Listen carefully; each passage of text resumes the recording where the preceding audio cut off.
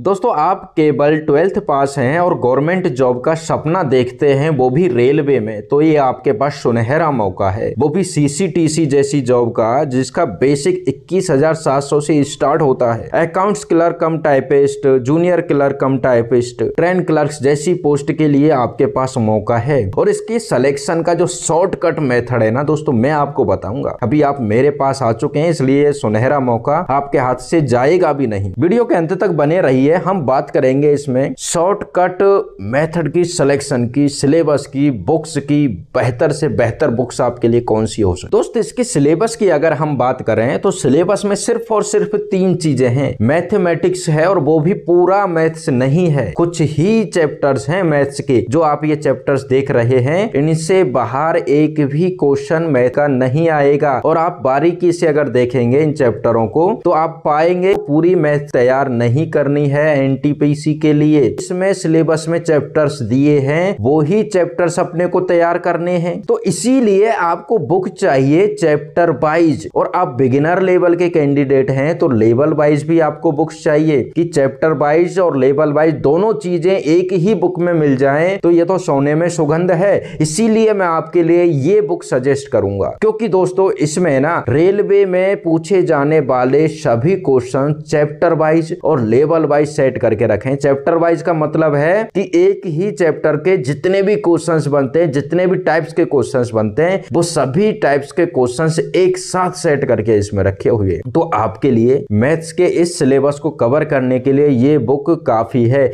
Maths के लगभग 95% question इसी में से पूछे जाने वाले हैं। और दूसरी सब्जेक्ट है रीजनिंग। रीजनिंग की अगर हम बात करें तो दोस्त रीजनिंग में भी सारे चैप्टर नहीं है। आप सिलेबस में एक एक चीज को देखिए, इसीलिए मैं सिलेबस आपको दिखा रहा हूं और सारे सिलेबस के चैप्टर अलग अलग बिल्कुल क्लियर टाइप करके आपके लिए लेके आया हूं मैं, वरना पीडीएफ में भी दिखा सकता था, उसमें समझ नहीं आता। इसीलिए सारे चैप्टर यहां पर दिखाया हूं मैं, नंबर डाल के सीरियल वाइज देखेंगे आप। इसमें रीजनिंग के सारे चैप्टर नहीं है, तो जो चैप्टर नहीं है उन पर अपने को काम नहीं करना है। इसीलिए आपको रीजनिंग की एक ऐसी बुक चाहिए जो चैप्टर वाइज हो, उसमें से हमको जो चैप्टर अपने सिलेबस में है वो ही चैप्टर्स अपने को तैयार करने हैं। इसीलिए आपके लिए ये बुक लेकर के मैं आया हूं। इसमें भी चैप्टर वाइज और लेवल वाइज क्वेश्चन सेट किए हुए हैं जो भी रेलवे में पूछे जाते हैं। तो आपके लिए ये एकदम परफेक्ट बुक है इस सिलेबस को कवर करने के लिए। इन दोनों बुक्स की लिंक आपको वीडियो के डिस्क्रिप्शन में मिल जाएगी, और इन बुक्स के नाम से भी आप अमेज़न पर या फ्लिपकार्ट पर सर्च करके इनको ऑनलाइन मंगा सकते हैं, या फिर आपके मार्केट में अवेलेबल है तो वहां से भी ले सकते। इसके अलावा जो तीसरी चीज बचती है वो है जीएस।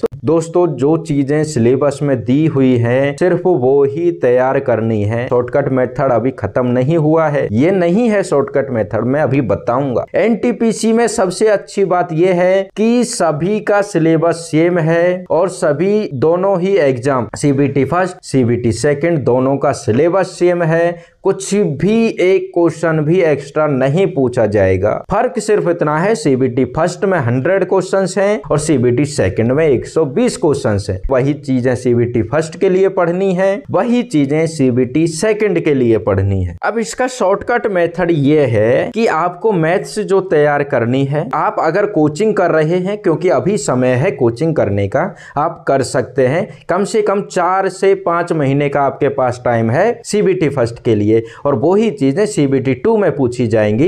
इसलिए आपके पास पूरा समय है कोचिंग तैयार करके पूरे सिलेबस को तैयार करने का। और सबसे अच्छी बात यह है कि सीबीटी फर्स्ट है ना, आप आराम से 50% से 55% पर, किसी भी कैटेगरी के आप स्टूडेंट हैं, किसी भी जोन से आप फॉर्म में अप्लाई कर रहे हैं, सीबीटी फर्स्ट आराम से पास हो जाएगा। वो बिल्कुल टेंशन लेने की जरूरत नहीं है। तो सीबीटी फर्स्ट पास करने के लिए आपको कोई टेंशन लेने की जरूरत नहीं है, इसलिए आप कोचिंग कर सकते हैं। तो मैथ्स की आप कोचिंग करें, और जो कोचिंग कर रहे हैं उसी के साथ साथ आप क्वेश्चंस निकालते चलें। इसी बुक से आपको क्वेश्चंस निकाल लेने हैं, अलग से कोई लेने की जरूरत नहीं है। तो इसी बुक के आप क्वेश्चंस निकालें, कोचिंग के साथ साथ जो चीजें कोचिंग में पढ़ रहे हैं वही चीजें इस बुक से क्वेश्चंस में निकालें। इसके बाद में आपको चाहिए, यही काम रीजनिंग में आपने कर लिया है, जीएस में भी यही काम आपने कर लिया है। जीएस के लिए ये बुक है, आप इसमें जीएस के जो भी क्वेश्चंस हैं वो इसमें आते हैं। बाकी की और चीजें जो पढ़नी है आप सिलेबस के अकॉर्डिंग उसमें चैप्टर्स देख लीजिए, टॉपिक्स को देख लीजिए,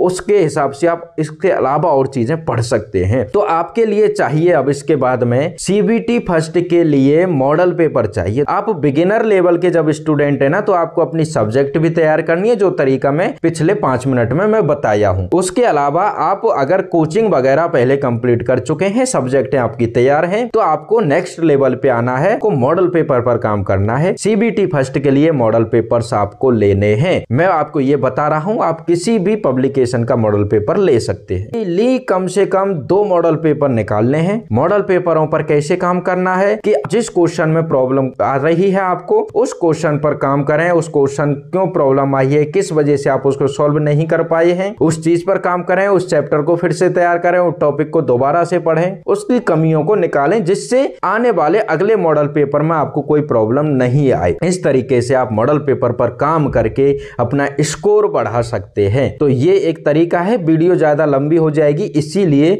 कुछ बेसिक्स चीजें थी जो मैं आपको इसमें मैं बताया हूं। आगे हम केवल क्वेश्चन पेपर में आपके नंबर्स कैसे बढ़े, मॉक टेस्ट में आपके नंबर कैसे बढ़े, ज्यादा से ज्यादा नंबर्स आप कैसे ले सकते हैं, इन चीजों पर बात करेंगे अगली वीडियो में आपके लिए। ओके दोस्त, धन्यवाद। आपके लिए मैं ये स्टडी मटेरियल और इनको कैसे तैयार करना है उसके लिए बताना चाहता था।